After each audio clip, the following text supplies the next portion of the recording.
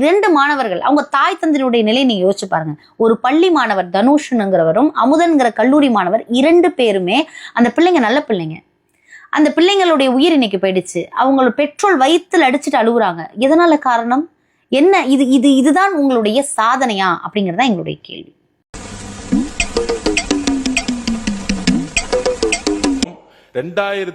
வரைக்கும் 2020க்கு முன்பு தமிழ்நாட்டில் போதை கலாச்சாரம் இல்லை.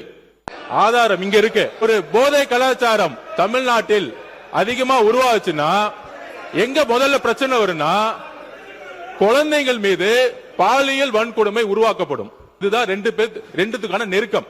அதுல 2020 தமிழ்நாடுடைய காவல்துறை அறிக்கை சொல்றேன். 2020ல 4338 கேஸ் போஸ்கோ வழக்கு.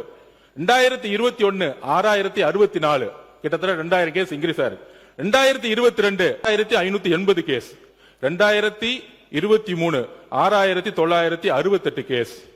2023 இருந்து 2024 குறிப்பாக 6968 இருந்து 10,046 40% போக்சோ வழக்கு அதிகமா இருக்கு.